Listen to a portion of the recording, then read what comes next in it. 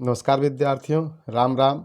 आप लोगों को फिर से एक बार मेरे इस यूट्यूब चैनल पर आप लोगों को बहुत बहुत स्वागत है। आज हम अर्थव्यवस्था का जो 10th क्लास का है लेसन नंबर 3 लेकर के आए हैं, जो चैप्टर का नाम है मुद्रा बचत एवं साख। इसके पहले हमने दो चैप्टर के बारे में चर्चा किया, अर्थव्यवस्था एवं इसके विकास का इतिहास और राज्य एवं राष्ट्र की आय। अब हम आगे लेसन 3 मुद्रा बचत एवं साख के बारे में चर्चा करेंगे और परीक्षा की तैयारी करेंगे। तो आज का जो आधुनिक समय है मुद्रा का है। मुद्रा के आने से बचत एवं साख भी बढ़ी है, यानी आपका जो बचत और जो साख है वो मुद्रा के द्वारा ही संभव हुआ है। तो सबसे पहले मुद्रा को जानेंगे कि मुद्रा क्या है, मुद्रा किस तरह के कार्य करता है, मुद्रा के हमारे जीवन में क्या महत्व है। मुद्रा के आने से मानव जीवन काफ़ी हद तक या काफ़ी ही विकास कर लिया, ऐसा भी हम कह सकते हैं। यानी आज के हम अपने मॉडर्न जीवन में जो भी चीज़ें किए हैं और जितना ऊंचाई तक हम लोग आगे बढ़े हैं वो मुद्रा का ही देन है। मुद्रा के ही द्वारा आज हम इस आधुनिक दुनिया तक पहुंच पा रहे हैं। यानी मुद्रा का बहुत बड़ा ही महत्व मानव जीवन में है। तो चलिए चैप्टर को देखते हैं। हमारे कुछ अर्थशास्त्री है जिनका मुद्रा के बारे में मत है। पहला है ट्रेटॉस और प्रोफेसर मार्शल। यानी कि प्रोफेसर जो ट्रेस्कॉट है और मार्शल है, उनके अनुसार मुद्रा क्या है।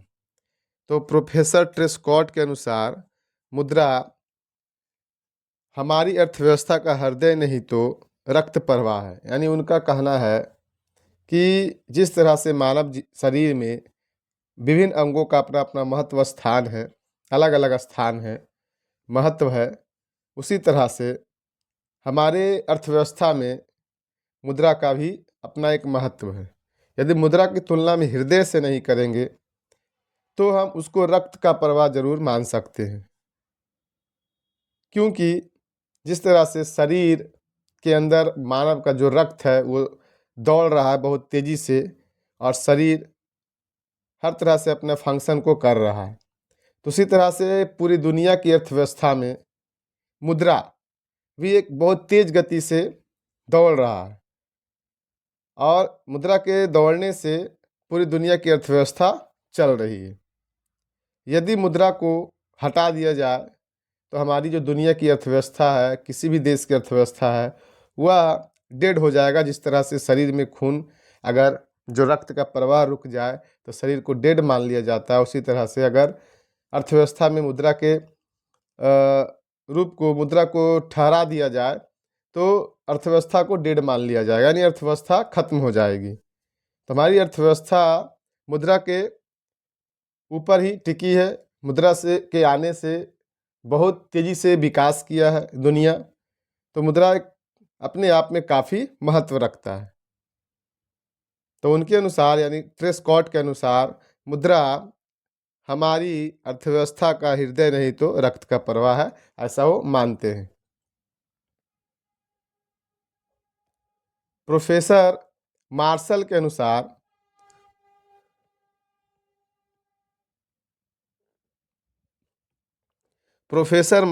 अनुसार मुद्रा का परिभाषा कहता है, मुद्रा आधुनिक युग की प्रगति का श्रेय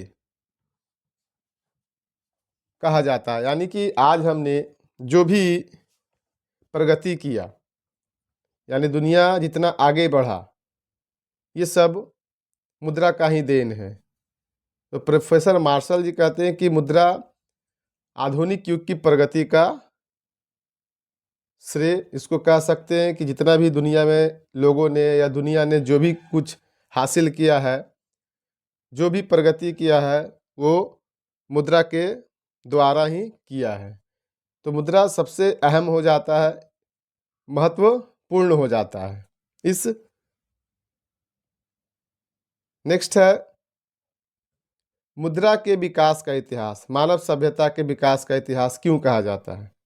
अभी हमने बताया उन सारे जो पीछे वाले लेखक है अर्थशास्त्री जो है, वो इसी तरह की बात बोले कि मुद्रा रक्त का यानी हृदय उसको कह सकते हैं। तो ये मुद्रा जब से विकास हुआ, मानव का इतिहास ही बदल गया, सभ्यता का उनकी इतिहास ही बदल गया, यानी एक अलग इतिहास रचा। तो कैसे रचा, इसके बारे में हम समझते हैं कि मुद्रा के विकास का इतिहास मानव सभ्यता के विकास के इतिहास का क्यों कहा जाता है। तो चलिए आंसर को देखते हैं। कहता क्योंकि सभ्यता के प्रारंभिक अवस्था में जब मनुष्य की आवश्यकताएं सीमित थी, यानी जब सभ्यता की शुरुआत हुई थी तो मनुष्य की आवश्यकताएं बहुत ही सीमित थी, तब वो अपनी आवश्यकताओं की पूर्ति अपने आप के उत्पादन से कर लिया करते थे। यानी जो भी वो बनाते थे, अपनी जो भी उत्पादन था उससे पूरा कर लिया करते थे जो भी उसकी आवश्यकताएं थी। लेकिन लोगों की संख्या में वृद्धि के साथ ही उनकी आवश्यकता भी बढ़ने लगी। अब स्वयं के उत्पादन से मनुष्य की आवश्यकताओं की पूर्ति होने में कठिनाइयां महसूस की जाने लगी। अब वे आपस में एक दूसरे के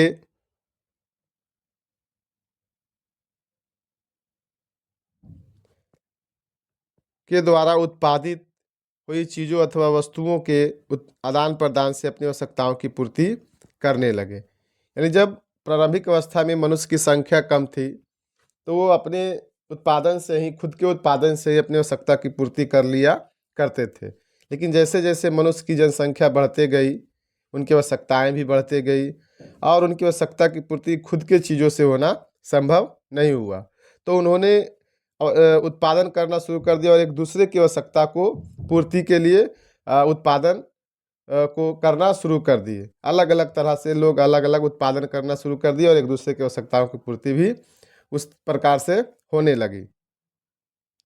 अधिकांश आवश्यकताओं की पूर्ति के लिए आज एक दूसरे व्यक्तियों पर निर्भर है होना पड़ता है। आज प्रायः प्रत्येक मनुष्य किसी एक कार्य में नहीं अपना समय लगाता है। इससे जो आय प्राप्त होता है उससे अन्य वस्तुएं प्राप्त कर लेता है। अतः आज विनिमय का महत्व काफ़ी बढ़ गया है। यानी ये जो क्वेश्चन है आपका, मुद्रा के विकास के इतिहास का विकास मानव सभ्यता के विकास का इतिहास क्यों कहा जाता है, ये क्वेश्चन अपने आप में बहुत ही अहम हो जाता है। क्योंकि जिस समय मुद्रा का विकास नहीं हुआ था तो मनुष्य की जो विकास था बहुत ही शिथिल था, कम था। लेकिन मुद्रा के आने से विकास बहुत तेजी से बढ़ा। और क्यों बढ़ा ये आपको इस आंसर में पता चल गया।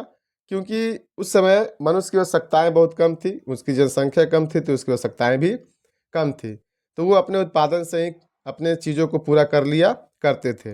लेकिन जैसे जैसे समय बढ़ते गया, जनसंख्या बढ़ते गई, लोगों की आवश्यकता एक दूसरे से पूर्ति अपने उत्पादन से पूर्ति नहीं होने लगी, तो लोगों ने उत्पादन करना शुरू कर दिया और विभिन्न लोग विभिन्न तरह के उत्पादन की क्रियाओं से जुड़ गए और जुड़ने से एक दूसरे की आवश्यकताओं को पूर्ति करने लगे। तो इस प्रकार हम कह सकते हैं जैसे आज आधुनिक जीवन में मनुष्य की कितनी आवश्यकताएं हैं वो खुद अपने पूरे नहीं कर सकते हैं। इसीलिए हर व्यक्ति मुद्रा को यानी आय कमाता है, यानी इनकम करता है और अपनी विभिन्न सारी आवश्यकताओं को, जीवन की जो आवश्यकता है उसको खरीद लेता है। क्योंकि मनुष्य अकेले कई चीज़ों को या बहुत सारे चीज़ों को जो उसकी आवश्यकता है वो खुद उत्पादन नहीं कर सकता है। जैसे आधुनिक जीवन में मनुष्य की बहुत सारी आवश्यकताएं हैं, अनलिमिटेड आवश्यकताएं हैं, तो वो हर चीज़ को उत्पादन नहीं कर सकता है। तो उत्पादन करने के लिए यहाँ पे बहुत सारे लोग आए और अलग अलग उत्पादन किए, है ना। किसी ने कपड़ा का उत्पादन किया, किसी ने मोबाइल का उत्पादन किया, किसी ने कॉपी किताब का उत्पादन किया, किसी ने लकड़ी का उत्पादन किया और उससे जो चीज़ें बनी, मनुष्य अपनी ही एक चीज़ यानी मुद्रा को के रूप में वो प्राप्त करता है और इससे सारी चीज़ों को, अपनी आवश्यकताओं को पूरा कर लेता है। तो इस प्रकार हम कह सकते हैं कि मुद्रा के विकास का इतिहास मानव सभ्यता के विकास का इतिहास कहा जाता है।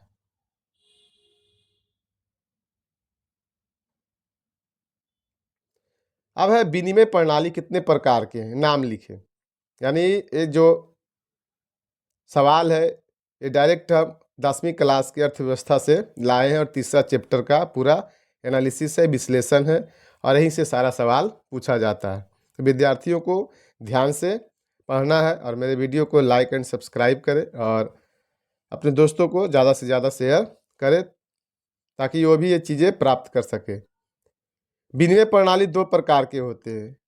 विनिमय प्रणाली दो प्रकार के होते हैं। विनिमय का मतलब होता है लेन देन। हम वस्तु या चीज़ों को खरीदते हैं और बेचते हैं, उसी को हम विनिमय कहते हैं।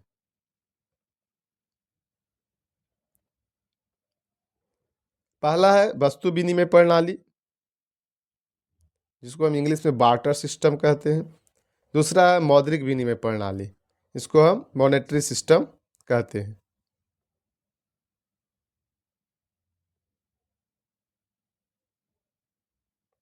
वस्तु विनिमय प्रणाली के बारे में जानेंगे क्योंकि जब मनुष्य धरती पे आए थे, यानी उनकी जब सभ्यता की शुरुआत हुआ, तब मनुष्य डायरेक्ट मुद्रा की ओर नहीं आए। वो वस्तु का विनिमय ही करते थे और वस्तु का लेन देन करके अपने जीवन की आवश्यकताओं की पूर्ति करते थे। तो सबसे पहले हम वस्तु विनिमय प्रणाली के बारे में जानेंगे।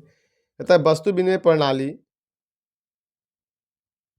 उस प्रणाली को कहा जाता है जिसमें एक वस्तु के बदले में दूसरी वस्तु का आदान प्रदान होता है, उसे वस्तु विनिमय प्रणाली कहा जाता है। यानी हम सीधे सीधे यहाँ बोलेंगे कि वस्तु विनिमय प्रणाली में वस्तुओं का लेन देन वस्तुओं से ही होता है, तो उसको हम वस्तु विनिमय प्रणाली कहते हैं। यहाँ और भी एक परिभाषा दिया गया है, कहता किसी एक वस्तु का किसी दूसरे वस्तु के साथ बिना मुद्रा के प्रत्यक्ष रूप से लेन देन, बिना मुद्रा के, यानी इसमें मुद्रा का कोई रोल नहीं है, लेन देन विनिमय वस्तु विनिमय प्रणाली कहलाता है। यानी कि वैसा प्रणाली जिसमें मुद्रा का कोई स्थान ना हो और सीधे एक वस्तु को दूसरी वस्तु से हम अदला बदली करके यानी लेन देन करके उस क्रिया को पूरा कर लेते हैं, तो उसको हम वस्तु विनिमय प्रणाली कहते हैं या वस्तु विनिमय प्रणाली कही जाती है।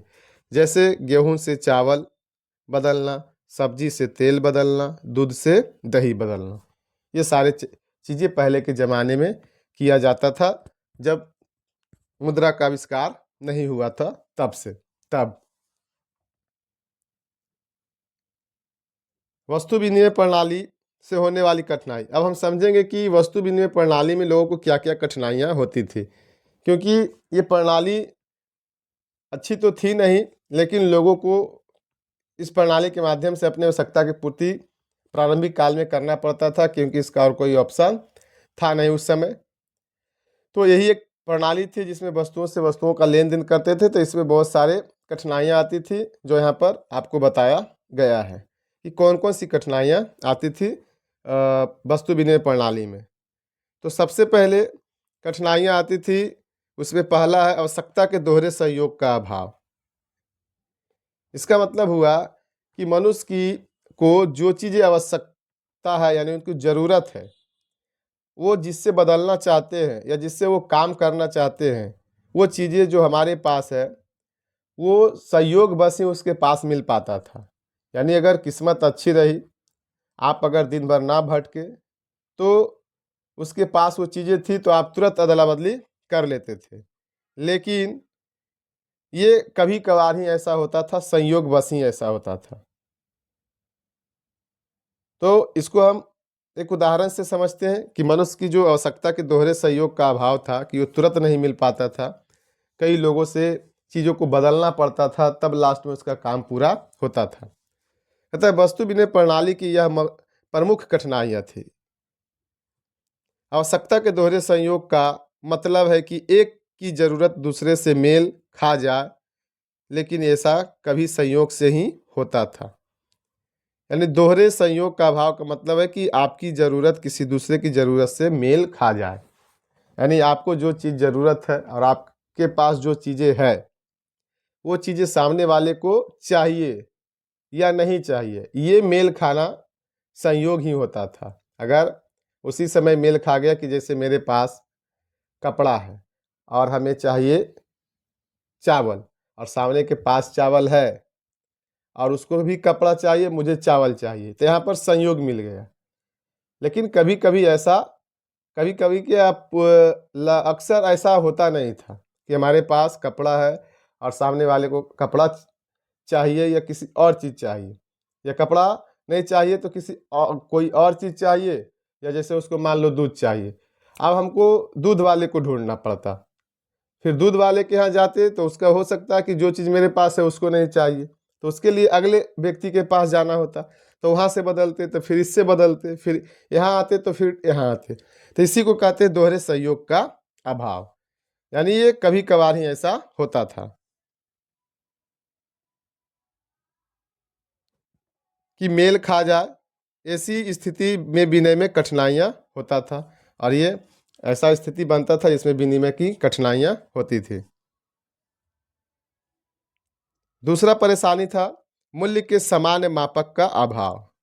यानी मूल्य को एक सामान्य मापक नहीं बना सकते थे, यानी हम किसी वस्तु को अच्छे ढंग से माप नहीं सकते थे। जैसे आज हम प्रत्येक वस्तु की कीमत लगा लेते हैं, हर चीज़ की माप कर लेते हैं और उसके अनुसार पैसा देकर उस वस्तु को प्राप्त कर लेते हैं। तो उस समय ऐसा था नहीं, क्योंकि वस्तु थी और वस्तु से वस्तु का हेरफेर किया जाता था, अदला बदली किया जाता था। अतः वस्तु विनिमय प्रणाली की दूसरी बड़ी कठिनाई मूल्य के मापने के से संबंधित थी।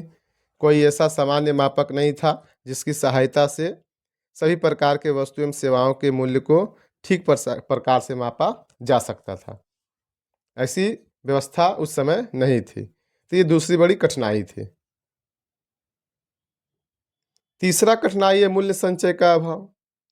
उस समय मुद्रा का आविष्कार नहीं हुआ था, तो मूल्य संचय में अभाव आता था। उस समय लोग उत्पादन करते थे, तो कुछ कुछ वस्तुएं ऐसी होती थी जो बहुत दिनों तक हम उसको स्टोर करके नहीं रख सकते थे, संचय करके नहीं रख सकते थे। तो ये परेशानियां हैं कि वस्तु विनिमय प्रणाली में लोगों के द्वारा उत्पादित वस्तुओं के संचय की असुविधा थी, यानी वो संचय नहीं कर पाते थे। व्यवहार में व्यक्ति कुछ ऐसी वस्तु का उत्पादन करता जो शीघ्र ही नष्ट हो जाती। शीघ्र नष्ट होने वाली वस्तु मछली, फल, सब्जी इत्यादि थे।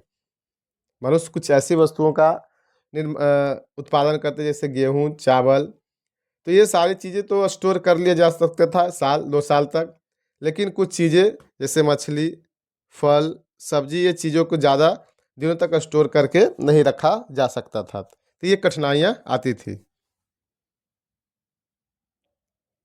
चौथा है सह विभाजन का अभाव। यानी कुछ वस्तुएं ऐसी होती है जिनका विभाजन नहीं किया जा सकता है।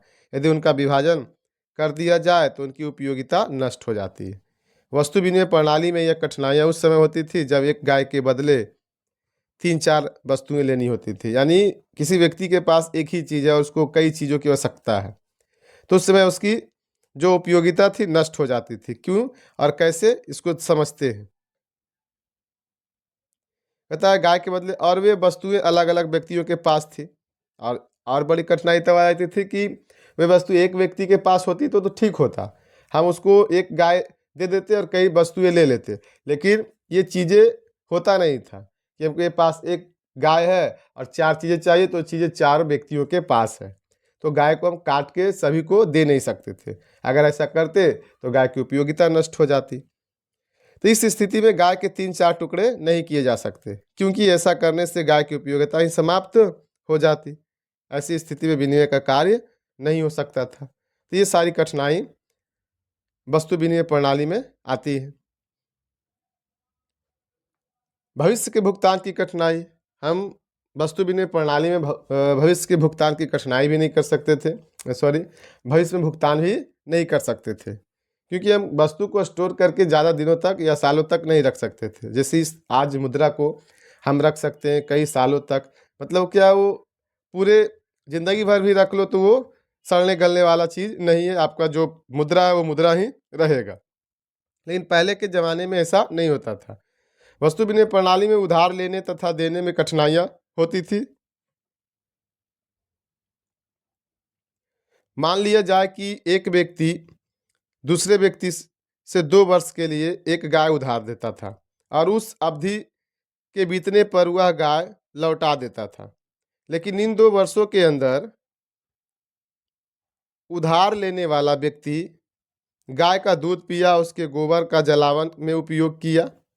इस तरह इस प्रणाली में उधार देने वाले को घाटा हो जाता था, जबकि उधार लेने वाले को फायदा हो जाता था। तो यहाँ पर प्राचीन काल में उल्टा होता था कि जो दिया उसको घाटा हो जाता था और जो लिया उसको फायदा हो जाता था। तो ये कब होता था? जब मुद्रा का प्रचलन नहीं था, वस्तु विनिमय प्रणाली की व्यवस्था थी। तो इस प्रकार की कठिनाइयाँ देखने को मिलता था। मूल्य हस्तांतरण की समस्या नेक्स्ट है। कहता है वस्तु विनिमय प्रणाली में मूल्य के हस्तांतरण कठिनाइयाँ होती थी। कठिनाई उस समय और अधिक बढ़ जाती थी जब कोई व्यक्ति एक स्थान छोड़कर दूसरे स्थान बसना चाहता था। ऐसी स्थिति में वो अपनी संपत्ति छोड़कर उसे जाना पड़ता था, क्योंकि बेचना उस समय बहुत कठिन था।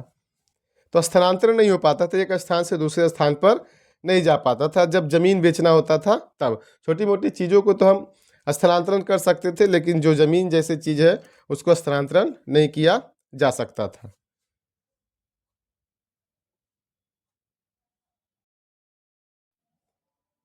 अब हम लोग मुद्रा के कार्य का वर्णन करेंगे कि मुद्रा कितने तरह के कार्य करता है। अभी हमने मुद्रा के जो प्रारंभिक काल में वस्तु विनिमय प्रणाली थी उनके कठिनाइयों का वर्णन किए, यानी उनके बारे में चर्चा किए कि किस प्रकार की कठिनाइयाँ आती थी। अब है मुद्रा के कार्यों का वर्णन। मुद्रा के कार्य निम्नलिखित है। पहला कार्य है इसका विनिमय का माध्यम।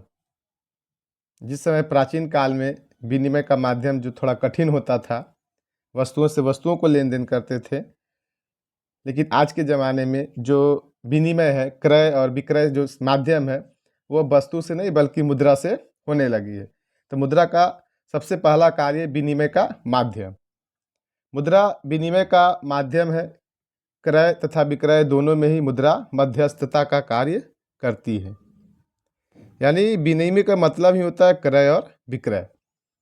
मुद्रा के आविष्कार के कारण अब आवश्यकताओं के दोहरे संयोग का अभाव खत्म हो गया।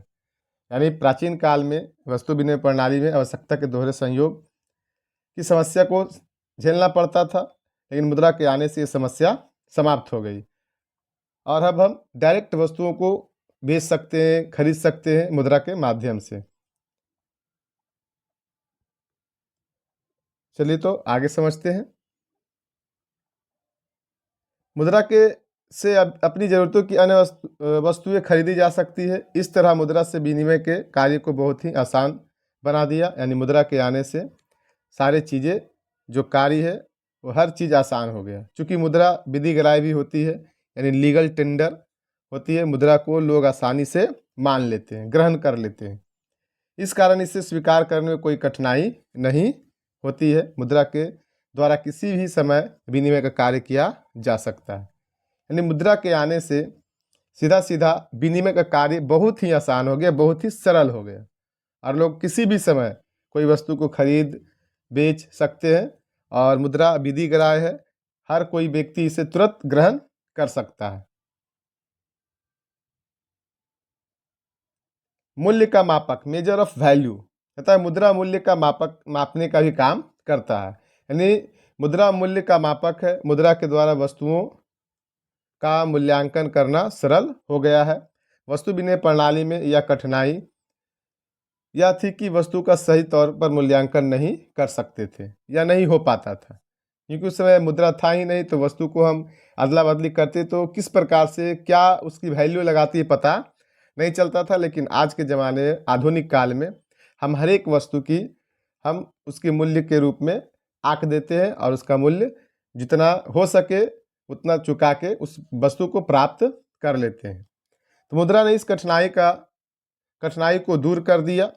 किसी वस्तु का मुद्रा का पता लगाना सरल हो गया, यानी कि उसकी वैल्यू क्या है। चूँकि प्रत्येक वस्तु को मापने के लिए एक मापदंड होता है, वस्तु का मूल्य मापदंड मुद्रा ही है। यानी आज के जो ज़माने में हर चीज़ का मापक मुद्रा हो गया है। कोई भी वस्तु हो जो मनुष्य की आवश्यकताओं की पूर्ति करे, उसको मापने के लिए मुद्रा का पैमाना लाया गया है। मुद्रा के इस महत्वपूर्ण कार्य के कारण विनिमय करने की सुविधा आसान हो गई है, बहुत ही सरल हो गई है विनिमय का कार्य, क्योंकि बिना मूल्यांकन के विनिमय का कार्य उचित रूप से संपादित नहीं हो सकता है। तो अच्छे ढंग से संपादित होने के लिए मुद्रा को, विनिमय के कार्य को सफल होने के लिए हमें मुद्रा का प्रचलन हुआ, और मुद्रा के आविष्कार से ही हम ये सारी चीज़ें को आसानी से कर पा रहे हैं। तीसरा कार्य है विलंबित भुगतान का मान। वहाँ भुगतान भी नहीं हो पाता था, हम मूल्य को वस्तु विनिमय प्रणाली में माप भी नहीं सकते थे। लोग संशय में रहते थे कि क्या ले और क्या दे, या कितना चीज़ ले तो कितना चीज़ दे, ये क्लियर नहीं हो पाता था। लेकिन आज के ज़माने में हम सारी चीज़ों को क्लियर कर पाते हैं, हर किसी वस्तु की एक परफेक्ट वैल्यू लगाते हैं और उसको क्रय विक्रय के लिए उपयोग करते हैं। विलंबित भुगतान का मान, स्टैंडर्ड ऑफ डिफर्ड पेमेंट, यानी पहले के ज़माने में हम लोग उधार भी नहीं लेते थे, उसको विलंबित भी ज़्यादा भुगतान भी नहीं कर सकते थे। लेकिन आज के ज़माने में हम उधार भी ले सकते हैं और उसको आगे आने वाले समय में चुका भी सकते हैं। आधुनिक युग में बहुत से आर्थिक कार्य उधार पर होता है, यानी आज के जो आधुनिक युग है उसमें बहुत सारे आर्थिक क्रिया जो है उधार पर ही संभव हो पाया है, और उसका युग भुगतान बाद में किया जा सकता है, यानी उसको हम बाद में भुगतान कर सकते हैं। दूसरे शब्दों में भुगतान विलंबित या स्थगित होता है, यानी इसी को हम विलंबित भुगतान कहते हैं कि कोई कार्य को अभी हम कर लिए और उसका भुगतान भविष्य में किए, इसी को विलंबित भुगतान कहा जाता है। मुद्रा विलंबित भुगतान का एक सरल साधन है। इसके द्वारा ऋण के भुगतान करने में काफ़ी सुविधा हो गई है कि कोई व्यक्ति उधार लेता है तो उसको आने वाले समय में चुका देता है, जो भी उसका चीज़ें है, ब्याज है या कुछ भी है, सहित चुका देता है। लेकिन पहले के ज़माने में क्या होता था कि लोग जो उधार दिए उसको घाटा हो जाता था, और जो उधार लिया उसको फ़ायदा हो जाता था, तो हाँ उल्टा कार्य होता था। लेकिन मुद्रा के आने से ऋण देने वाले को फ़ायदा होता है और लेने वाले को घाटा होता है, यानी अपनी सुविधा के अनुसार, अपनी आवश्यकता के अनुसार वो चीज़ों को प्राप्त करता है, लेकिन उसका एक भुगतान करना पड़ता है, जो उसका एक्स्ट्रा पेमेंट है या ब्याज है उसके साथ। साख का आधार अथवा क्रेडिट आधुनिक व्यवसाय की रीढ़ मानी जाती है, यानी जो साख है यानी उधार, जिसको हम इंग्लिश में क्रेडिट कहते हैं, वो आधुनिक व्यवसाय की रीढ़ बन गई है। यानी आज की जो व्यवसाय है, कार्य है, वो आज बिल्कुल उधार पर चलती है, एक क्रेडिट पे चलती है, और उसको एक समय में भुगतान करना होता है। और ये आने से, उधार आने यानी मुद्रा आने से क्रेडिट बढ़ी, साख बढ़ी, और साख के आने से हमारी अर्थव्यवस्था और तेज़ी से आगे बढ़ी। और मुद्रा ने उधार लेने तथा देने के कार्य को काफ़ी सरल बना दिया है। इस प्रकार मुद्रा उधार लेना और देना जो कार्य है उसको काफ़ी सरल बना दी है। तो मुद्रा के जो कार्य है काफ़ी महत्वपूर्ण है, और इसके आने से हमारे मनुष्य के जीवन में बहुत ही परिवर्तन आया है। चौथा, मूल्य संचय का अभाव, स्टोर ऑफ वैल्यू, यानी मनुष्य पहले चीज़ों को काफ़ी समय तक स्टोर करके भी नहीं रख सकता था। कुछ चीज़ें ऐसी होती थी जिसे हम साल, 2 साल या सालों तक रख सकते थे, लेकिन कुछ चीज़ें ऐसी उत्पादन होती थी जिसका 1 या 2 दिन में उसका महत्व खत्म हो जाता था। लेकिन आज हम मुद्रा को संचय करके सालों साल तक रख सकते हैं। मनुष्य का भविष्य के लिए कुछ बचाकर रखना चाहता है, वर्तमान आवश्यकताओं के साथ ही भविष्य की आवश्यकताएँ भी महत्वपूर्ण हो गई है मनुष्य के लिए, क्योंकि उनको वर्तमान में कई चीज़ों को करना पड़ता है जिसमें मुद्रा का काफ़ी महत्व होता है, तो उसके लिए लोग आज बचा करके भी रखते हैं भविष्य के लिए। इस कारण यह जरूरी है कि भविष्य के लिए कुछ बचाकर रखा जाए, क्योंकि आज के मनुष्य वर्तमान के साथ साथ भविष्य में भी चीज़ों को करना चाहते हैं, उनकी कोई इच्छाएं होती है जो पूरा करना चाहते हैं। तो मुद्रा को आज हम उसको संचय करके रख सकते हैं और भविष्य के कार्य को पूरा कर सकते हैं। मुद्रा में यह गुण और विशेषता है कि इसे संचित और जमा करके रखा जा सकता है। वस्तु विनिमय प्रणाली में संचय करके रखने की कठिनाइयाँ थी, उसको हम ज़्यादा दिनों तक या सालों तक नहीं रख सकते थे। वस्तुओं के सड़ने गलने या नष्ट हो जाने की डर बना रहता था। लेकिन मुद्रा में इस प्रकार की कोई कठिनाइयाँ नहीं, मुद्रा आने से सारी कठिनाई को दूर कर दिया है। को हम कई दिनों तक संचित करके या सालों साल संचित करके रख सकते हैं। इस प्रकार मुद्रा के आने से कई तरह के कार्यों को संपादित किया जा सकता है, जैसे विनिमय का कार्य, विलंबित भुगतान का कार्य, संचय का कार्य, हस्तांतरण का कार्य। ये सारे कार्य मुद्रा के आने से बहुत ही सरल और आसान हो गया है।